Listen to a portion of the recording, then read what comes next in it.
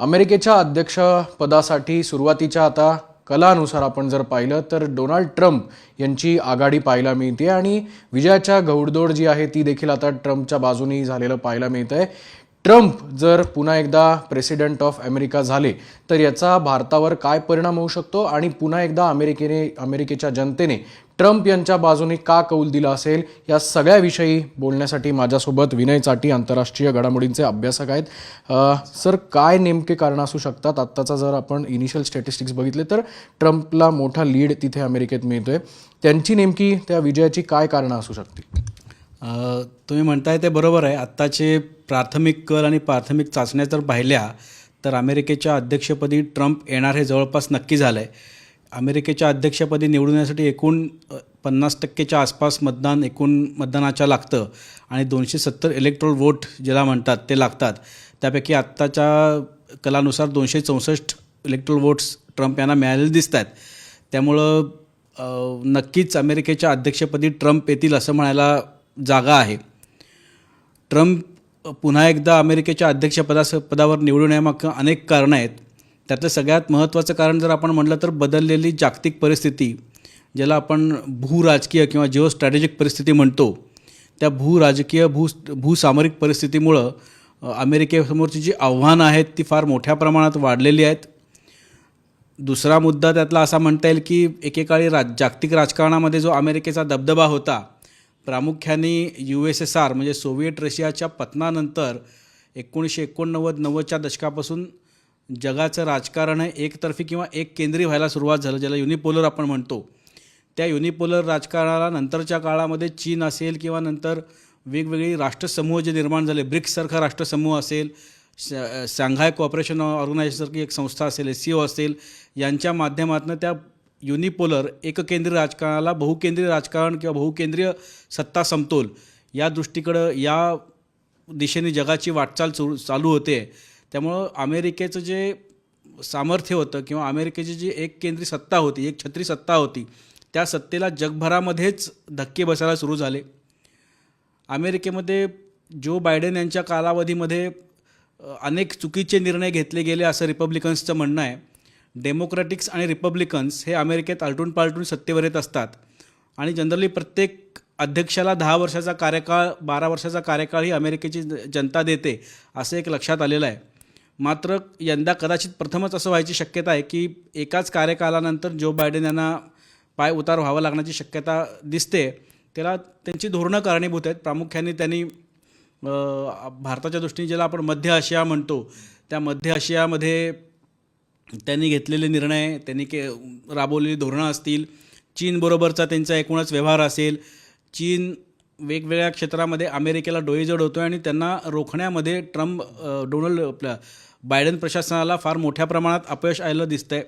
उत्तर कोरियाबरोबर त्यांचे जे संबंध आहेत ते अत्यंत बिघडलेले आहेत।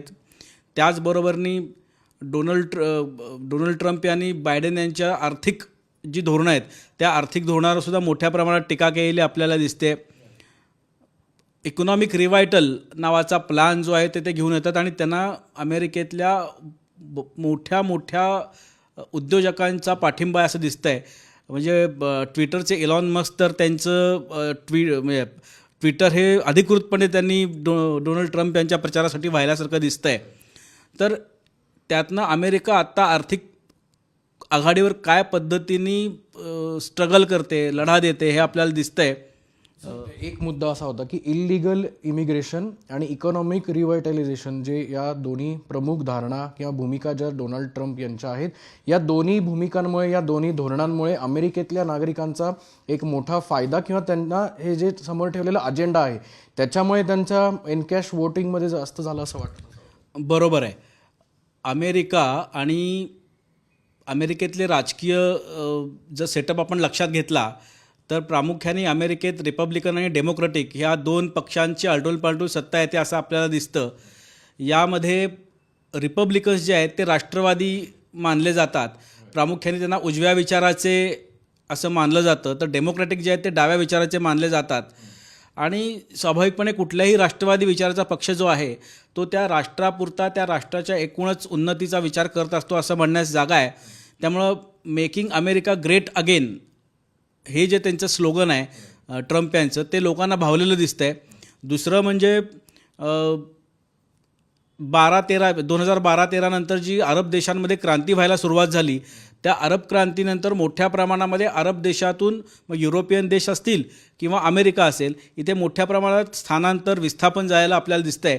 आणि या विस्थापितांचा फार मोठा फटका तिथल्या व्यवस्थेला बसलेला आहे, तिथल्या राजकीय व्यवस्थेला बसलेला आहे, तिथल्या आर्थिक व्यवस्थेला बसलेला आहे, तिथल्या कायदा सुव्यवस्थेला बसलेला आहे, तिथल्या सुरक्षा व्यवस्थेला बसलेला आहे.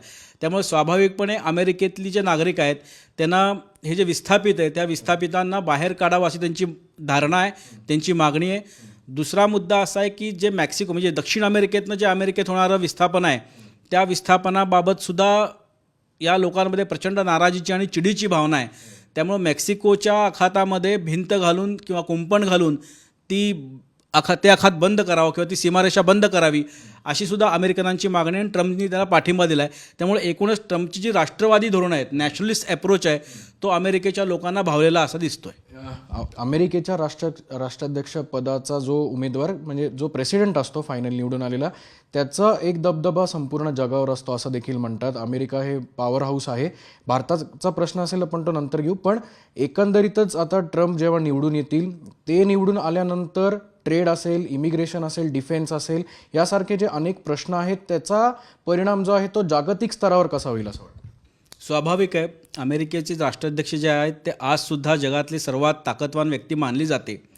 त्यामुळं अमेरिकेच्या अध्यक्षपदावर येणाऱ्या व्यक्तीचा दृष्टिकोन काय स्वरूपाचा आहे त्या स्वरूपावर जगभरातल्या वेगवेगळ्या मल्टीनॅशनल बॉडीज ज्या आहेत किंवा ज्याला आपण आंतरराष्ट्रीय समुदाय म्हणतो, तो समुदाय हलत असतो. त्यामुळं स्वाभाविकपणे मध्य आशियातलं अमेरिकेचं धोरण काय असेल किंवा आत्ता आपल्या शेजारी बांगलादेशामध्ये ज्या घडामोडी घडल्या आणि त्या घडामोडींमध्ये अमेरिकेच्या CIA या नावाच्या गुप्तचर संघटनेचा मोठा हात आहे असं म्हटलं जातं आहे. त्यामुळे बांगलादेशामध्ये मोहम्मद युनूसचं काय भवितव्य असेल, त्यांच्या सरकारची कशा पद्धतीने पाठिंबा अमेरिका देत आहे नाही देत आहे यावर ह्या ट्रम्पच्या धोरणावर बऱ्यापैकी गोष्टी अवलंबून आहेत. दुसरा, दक्षिण चीन समुद्रामध्ये आत्ता चीनची जी दादागिरी चालू आहे त्या दादागिरीला रोखायसाठी जो एक मल्टीलॅटरल प्लॅटफॉर्म तयार होतो आहे त्या प्लॅटफॉर्ममध्ये सुद्धा अमेरिकेची मोठी भूमिका आहे. जसं ज्याला आपण म्हणतो की क्वाड नावाचा एक भारत, जपान, ऑस्ट्रेलिया आणि अमेरिका यांच्या चार देशांनी एकत्र येऊन चीनला रोखण्यासाठी जी काही एक दक्षिण पॅसिफिक ओशनमध्ये म्हणा किंवा साऊथ चायना सीमध्ये म्हणा जी भूमिका घेतली आहे, तर त्याचासुद्धा अमेरिका काय आता निर्णय घेत आहे हा फार महत्त्वाचा विषय ठरणार आहे. येमेनमध्ये मोठ्या प्रमाणामध्ये यादवी चालू आहे आणि येमेनचे जे हौती बंडखोर आहेत हे हौती बंडखोर मोठ्या प्रमाणामध्ये इस्रायलच्या विरोधामध्ये लाल समुद्रामध्ये कारवाया करत आहेत. त्या लाल समुद्रातल्या कारवायांमुळं जगभराचा जो समुद्री व्यापार आहे तो बंद पडण्याच्या स्थितीत आलेला आहे. त्यामुळं ह्या सगळ्या विषयावर ट्रम्प आता काय स्वरूपाची भूमिका घेत आहेत, रिपब्लिकनची काय भूमिका आहे, यावर मोठ्या प्रमाणामध्ये जागतिक राजकारण, जागतिक भूसामरिक राजकारण हे मोठ्या प्रमाणामध्ये अवलंबून असेल. दुसरं, अमेरिकेचं राजकारण मग ते कुठलाही अध्यक्ष असो हे त्यांचं आर्म्स लॉबीवर चालतं, शस्त्रास्त्राची जी लॉबी आहे त्यांच्यावर चालतं. त्यामुळं जगभरातल्या संघर्षांमध्ये शस्त्रास्त्र पुरवठा हा सुद्धा एक मोठा विषय अमेरिका करत असतं. डेमोक्रॅट्सनी युक्रेनच्या युद्धामध्ये युक्रेनला शस्त्र देण्यावर ट्रम्पनी पहिल्यांदी विरोध केला आहे. युक्रेनला फुकट शस्त्र देऊ नये असं त्यांचं म्हणणं आहे. एका अर्थाने ट्रम्पची ही भूमिका कदाचित रशियाला फायदेशीर ठरू शकते का हे सुद्धा बघणं अतिशय महत्त्वाचं ठरेल.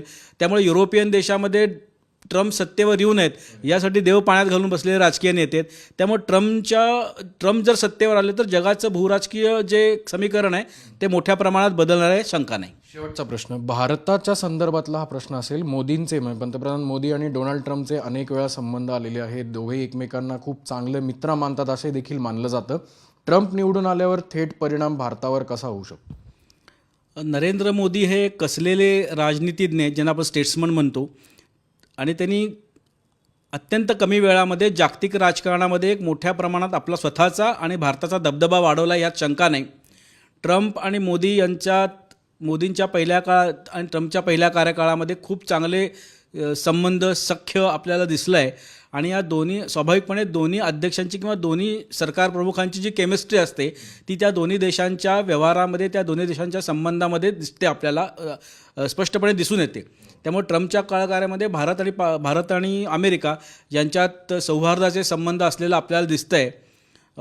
त्यामुळे येता काळ जो आहे तो कदाचित भारत आणि अमेरिका, भारत आणि रशिया, भारत आणि चीन यांच्यातील द्विपक्षीय संबंध काय स्वरूपाने विकसित होत आहेत आणि एक देशातला भारत हा जगातली सर्वात मोठी लोकशाही आहे आणि अमेरिका ही सर्वात तशी जुनी लोकशाही आहे.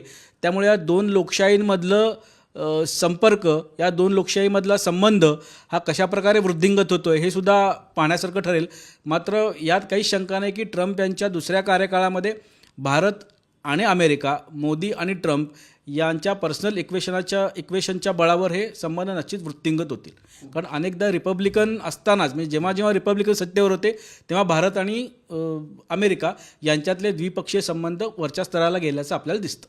खूप खूप धन्यवाद सर. तर आपण बघू शकतो की डोनाल्ड ट्रम्प यांच्या विजयाची घौडदौड सुरू झालेली आहे आणि ट्रेड असेल, डिफेन्स असेल, अशा अनेक विषयांवर ट्रम्प आणि मोदींचे संबंध नेहमीच चांगले राहिलेले आहेत. त्यामुळे येत्या काळात भारताचं आणि अमेरिकेचं नातं पुढे अजून वृद्धिंगत कसं होतं हे पाहणं आता महत्त्वाचं ठरेल. कॅमेरामन आदर्श कटकेसह अक्षय बडवे, साम टीव्ही न्यूज, पुणे. देश विदेशातील प्रत्येक घडामोडींचे लाईव्ह अपडेट मिळवण्यासाठी आता साम टीव्हीच्या सर्व सोशल मीडिया प्लॅटफॉर्मला लाईक, फॉलो आणि सबस्क्राईब करा. तसंच सर्व नोटिफिकेशनसाठी बेल आयकॉन प्रेस करायला विसरू नका.